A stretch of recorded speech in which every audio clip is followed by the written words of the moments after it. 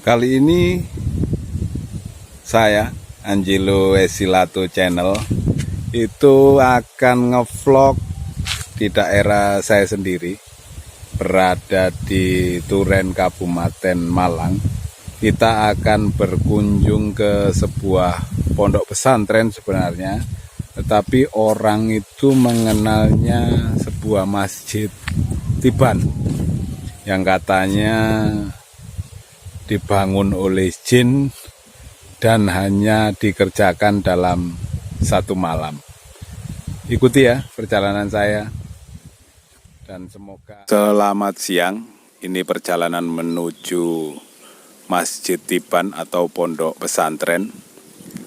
Pintu masuk ada baliho besar, kita akan disambut pusat oleh-oleh. Ini adalah pintu gerbang utama. Yang warna oranye adalah pos penjagaan yang akan mengarahkan kita parkir di sebelah mana. Terlihat pintu gerbang masuk masjidnya. Ini ornamen tembok pembatas. Kita masuk ke tempat parkir yang berada di belakang pondok atau masjid ini. Suasana cukup sepi karena masih musim pandemi corona. Diperlihatkan di sini parkir gratis. Kita akan memasuki prosedur penerimaan tamu dengan memasukin sterilisasi. Pengunjung paling tepi pundi, Pak? Luar negeri, Pak. Luar negeri nggih. Inggris, Jerman pun ngerti. Oh, nggih. Prosedur kita kalau pengunjung kalau ke sini kita kasih ini. Nggih. Ini bukti untuk kula nuwun permisi. Nggih.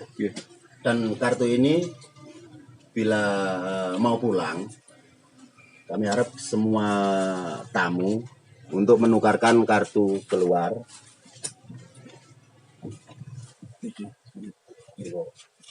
Kartu keluar yang nanti seperti ini, buktinya untuk berpamitan. Oh, nggih.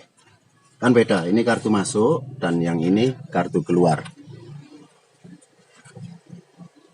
Prosedurnya cuma gitu, nggak ada biaya apapun, termasuk parkir, termasuk ke toilet, kecuali kalau mau ngopi ke warung sana baru bayar. Dari tempat parkir kita berjalan kaki sekitar 200 meter. Ini adalah turunan di parkiran. Masih tetap kita disambut ornamen-ornamen. Nah, ini ada bangunan utama masjid yang terkenal dengan 10 tingkat. Yang apa betul ini dibangun hanya satu malam dan dilakukan oleh jin? Kita akan cari tahu. Ketika masuk ada ruang transit untuk istirahat. Jadi Anda bisa duduk di sini. Ditulisin bukan untuk tempat tidur dan ada penjagaan di sana.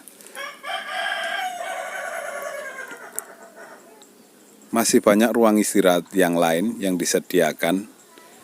Tetapi kalau Anda ingin tidur, itu banyak juga penginapan rumahan yang disediakan oleh warga sekitar. Ini juga tempat istirahat untuk pria dan disendirikan untuk tempat istirahat wanita. Saya akan masuk melalui pintu gerbang belakang. Sendal harus dilepas, jadi dimasukin kresek atau kita bawa. Ini merupakan basement yang didominasi oleh warna kuning emas. Ketika kita membalikkan badan, itu kita berada menghadap ke pintu utama yang kita masuk dari depan. Nah, ini adalah pintu utama yang kita masuk dari depan tadi, yang ketika kita pakai mobil. Sangat luas tempatnya dan sangat indah. Ini merupakan ikon kebanggaan Kabupaten Malang. Anda bisa lihat bangunannya megah sekali. Dan menurut infonya banyak bahan-bahan yang diimpor langsung dari luar negeri. Ada beberapa artis yang sudah datang, ada Anang Hermansyah, kemudian ada Mas Tukul Arwana, dan masih banyak artis yang datang ke masjid ini. Ini kita ada di lantai 3 yang sebenarnya sejajar dengan jalan. Di lantai 3 ini ada gedung aula, seperti ini penampakannya. Penuh dengan ukiran-ukiran dan warna ornamen kuning emas. Sebelah aula itu ada akuarium yang sangat besar. Kira-kira ruangannya sekitar 10 meter persegi. Di sebelah akuarium juga tersedia taman oval. Kita bisa duduk di situ. Nah, ini ada di lantai 3 yang rata dengan jalan utama karena ada 2 basement di bawah kita. Jangan khawatir tersesat karena di dalam sini penuh dengan penunjuk jalan. Bingung mungkin iya, tetapi selama Anda mengikuti petunjuk jalan, Anda akan tidak kesulitan. Ini ada kolam renang juga di lantai 4, itu ada kolam yang bisa difungsikan untuk mandi, tetapi banyak pengunjung yang membuang koin di dalam kolam ini. Entah dengan tujuan apa, masing-masing tentu punya alasan. Dan ini langsung tembus ke langit. Artinya kolam renang ini tidak dibatasi oleh atap. Dipenuhi juga ukiran-ukiran. Jadi masjid ini terus dalam pembangunan. Kita akan menuju ke lantai 4. Anda bisa lihat ada ornamen-ornamen juga. Ini seperti singgasana kerajaan. Ada juga kursi rajanya yang sangat besar. Anda bisa duduk di situ kemudian mengambil foto. Dan ada tangga naik menuju lantai 6 dan 7. Terlihat sangat klasik, tetapi ada juga yang belum dikerjakan. Kita menuju lantai 7, kita berada di lantai 6. Di lantai 7 itu kita melewati kolam ikan dangkal. Dan ada sebuah batu prasasti buatan. Jadi sangat indah, kita melalui batu-batu dan di bawah kita ada ikan-ikan dan batu prasastinya cukup besar, tetapi ini batu buatan. Ini ada di lantai 7, bersebelahan dengan pusat oleh-oleh.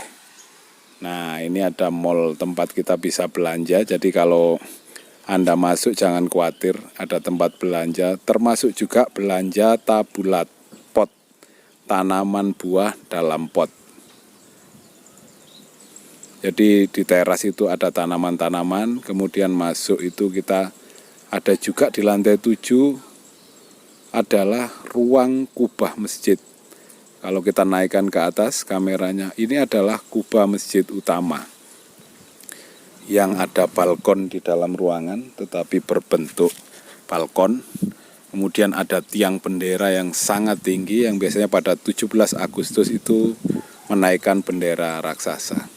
Di lantai 7 ada balkon yang menjorok keluar, dan di belakangnya ada kolam besar yang ada perahunya. Kita bisa naik perahu di situ dengan lingkup yang terbatas. Kita naik ke lantai 8, masih terlihat banyak bangunan yang belum terselesaikan. Dan di sini ada tanaman buah dalam pot atau tabula pot, ada anggrek-anggrek. Kemudian juga ada pusat oleh-oleh lagi di sebelah tanaman ini. Dan yang lebih mencengangkan adalah mobil bisa sampai ke lantai 8. Dan pas saya lewat, ada mobil yang benar-benar naik ke lantai 8. Jadi bangunan ini juga tersedia untuk Anda yang mungkin naik mobil langsung ke atas, tetapi tentu dengan seizin pemilik atau santri-santri di tempat pondok pesantren ini. Terlihat jalan yang di bawah itu berkelok-kelok. Ini adalah dari lantai basement sampai ke lantai 8. Kemudian saya akan naik ke sedikit ke lantai ke-9. Lebih mencengangkan lagi, di situ ada taman yang kita bisa duduk bercengkrama. Kemudian kita bisa nyantai-nyantai di alam terbuka di tingkat ke-9. Ada juga rumah-rumahan, gazebo yang dari cor. Kemudian ini saya naik ke lantai 10. Ingat, ada banyak papan peringatan. Ini saya ada di puncak tertinggi, bahkan mungkin hampir sejajar dengan kubah masjid utama. Nah, itu terlihat teman saya ada di lantai 9, saya ada di lantai 10. Saya ada di lantai 10 Masjid Tiban. Ini ada di Turen, Kabupaten Malang. Anda bisa lihat puncak kubahnya di belakang saya. Ini adalah ikon wisata di Kabupaten Malang. 25 kilo dari kota Malang. Semoga bahasan vlog saya kali ini bisa menjadi tambahan informasi. Sebagai warga Turen Malang, saya ikut berbangga mempunyai ikon wisata dan tribut untuk yang punya ide membuat bangunan seperti ini. Tentu tidak mudah membuat mimpi kita terwujud, tetapi ini salah satu bukti. Teruslah bermimpi, suatu saat Anda akan bisa mewujudkannya. Salam sukses dari Angelo Hesilato. Saya sudah berada di tempat saya membuat video sebelum berangkat. Jadi mungkin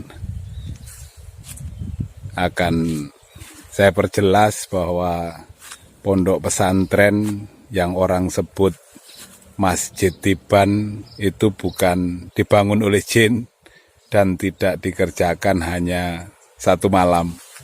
Itu dibuat semenjak tahun 60-an dan sampai tahun 70, dan sampai sekarang pun masih dibangun. Jadi itu dibangun secara manual, tanpa blueprint atau tanpa rencana. Proses pembangunan dan desainnya itu berdasarkan mimpi atau wangsit dari romo kiainya. Jadi walaupun ada bangunan yang sudah dibangun, tetapi jika romo kiainya menghendaki dari wangsit atau dari mimpinya itu dirubah, maka bangunan itu akan dibongkar. Dan terus menerus dari dulu sampai tahun 2020. Anda bisa lihat ketika saya ke sana tadi, ada yang memang sudah jadi, ada yang masih berupa semen-semen, dan semuanya dikerjakan manual oleh santri-santrinya setiap hari. Karena apa? Jalan masuk itu tidak mungkin alat berat bisa masuk ke dalam. Jadi tidak mungkin bego ataupun alat cor berat itu tidak mungkin masuk, karena jalannya memang hanya cukup paling besar itu adalah minibus elf. Jadi Anda bisa bayangkan sendiri dan bisa mengambil kesimpulan apa yang benar dari cerita pondok pesantren yang sering disebut orang-orang Masjid Tiban. Terima kasih sudah mengikuti saya hari ini. Tunggu video-video saya yang lain. Jangan lupa like, subscribe, dan komen. Saya tunggu komen-komennya biar menjadi masukan buat saya untuk semakin membuat video-video yang lebih bagus. Terima kasih. Sampai jumpa.